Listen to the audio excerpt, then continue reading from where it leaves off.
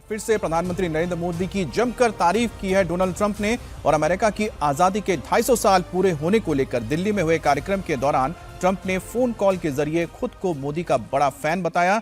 Trump ने कहा कि वो मोदी से बहुत प्यार करते हैं। टैरिफ वॉर, सीज फायर के बाद ट्रंप के बयान भी आए। रूस से तेल खरीदने पर दोनों देशों के बीच खटपट भी होती रही और ट्रंप के बयान भी बड़े मायने रखते हैं। इस दौरान ट्रंप ने कहा कि भारत जब भी चाहे अमेरिका और वो खुद साथ खड़े रहेंगे। ट्रंप ने कहा कि भारत उन पर 100% यानी कि 100% भरोसा रख सकता है और दोनों देश एक दूसरे के बेहद करीब आए हैं। I just got a call from a special guest who's on the line. Can you hear us, Mr. President? I can hear you. I love India. I love India.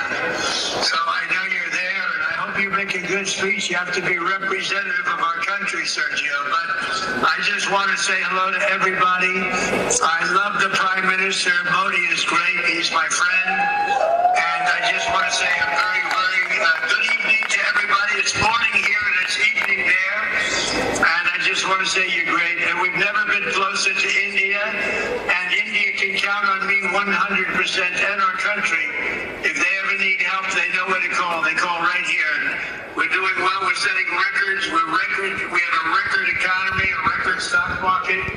And anything India wants to get. And I'm a big, big fan of Prime Minister Modi. I love Modi, I am a big fan of Modi. मुझ पर 100% भरोसा रख सकता है भारत। लेकिन Donald Trump ये सारी चीजें क्यों कह रहे हैं, उस पर बात करने के लिए हमारे साथ अजीत जी भी मौजूद हैं और साथ ही सज्जन जी भी हैं। अजीत सर, इससे पहले कि ये बयान को लेकर हम चर्चा शुरू करें, एक और बयान आया, वो हमारे पड़ोसी मुल्क के बहुत ही जाने माने पत्रकार हैं, जर्नलिस्ट हैं, नजाम सेठी।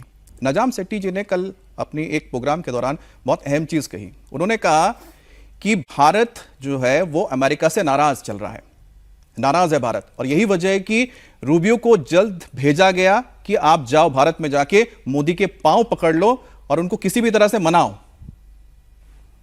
ये उनके बयान थे सर। तो उसके बाद हम देख रहे हैं कि इसी तरह के बयान डोनाल्ड ट्रंप आ रहे हैं कि जब खुशामदीद होते ना किया जा रहा है, खुशामद की जा रही है। देखिए, अब इस बात को, ये डिप्लोमेसी में आमतौर पर इस तरह की बातों का कोई मतलब नहीं होता है और डिप्लोमेसी व्यक्ति केंद्रित होनी भी नहीं चाहिए। कूटनीति कभी व्यक्ति केंद्रित नहीं होनी चाहिए। देशों के संबंध होते हैं, भारत और अमेरिका के संबंध हैं और वो बड़े पुराने संबंध हैं, अच्छे संबंध हैं, काफ़ी समय से संबंध दोनों के सुधरे हैं। जो राष्ट्रपति ट्रंप ने कहा, एक उनका टोन जो है वो पैट्रोनाइज करने का है। आप भारत को पैट्रोनाइज करने की कोशिश मत करिए, न नरेंद्र मोदी को पैट्रोनाइज करने की कोशिश करिए। भारत अपना हित जानता है। आप 100% हमारे साथ खड़े होंगे या नहीं होंगे, यह आपकी बातों से हम नहीं जज करेंगे, काम से करेंगे। आपके काम से हम जज करेंगे। आपके साथ हमारी व्यापार की वार्ता चल रही है, जो कल ज्वाइंट प्रेस कॉन्फ्रेंस में कहा गया कि बहुत आगे बढ़ गई है बातचीत। वो बातचीत क्या होती है, हमारे साथ किस तरह के व्यापार की शर्तें तय होती हैं, हम इस आधार पर जज करेंगे। भारत पाकिस्तान के संबंधों में आपकी क्या भूमिका रहती है, हम इस आधार पर आपको जज करेंगे। क्वाड को लेकर के आपका क्या रुख होता है, चाइना की विस्तारवादी नीतियों से अगर हमको कोई परेशानी होती है, उसमें आपका क्या स्टैंड होता है, हम इसके आधार पर आपको जज करेंगे। डिप्लोमेसी के साथ साथ स्ट्रेटेजिक रिलेशन में भी आप हमारे साथ किस तरह से खड़े होते हैं, इस आधार पर आपको जज किया जाएगा। भारत के जो पेशेवर वहां अमेरिका में हैं, उनको वीजा को लेकर के आपने जिस तरह की शर्तें लगाई हैं, उन पर आपका क्या रुख होता है, इस आधार पर आपको जज किया जाएगा। छात्रों के साथ आपका क्या बर्ताव होता है, भारत के लोगों के साथ जिस तरह की नस्ली टिप्पणियां और भेदभाव होती है, उसमें आपका क्या रुख रहेगा, इसके आधार पर आपको जज किया जाएगा।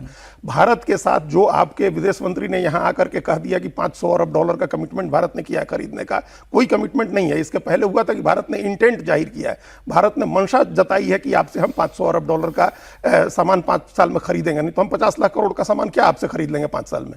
इस पर आपका क्या रुख रहेगा, हम इसके आधार पर आपको जज करेंगे।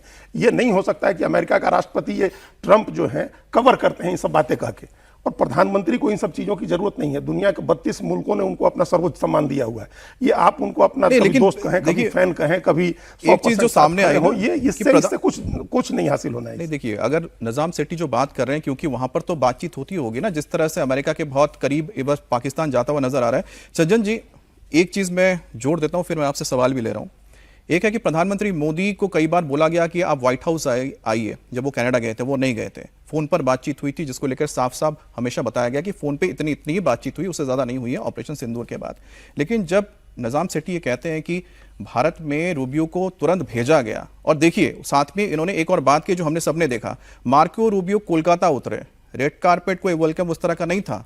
जिस तरह से मार्को रूबियो किसी और देश में जाते हैं तो बड़े बड़े मंत्री जाके उनके आवभगत में लग जाते हैं। तो ये कहीं ना कहीं भारत ने बता दिया ना कि हमने शक कर दिया आपको, हम आपको क्या बोलते हैं, हम खुश नहीं है आपसे।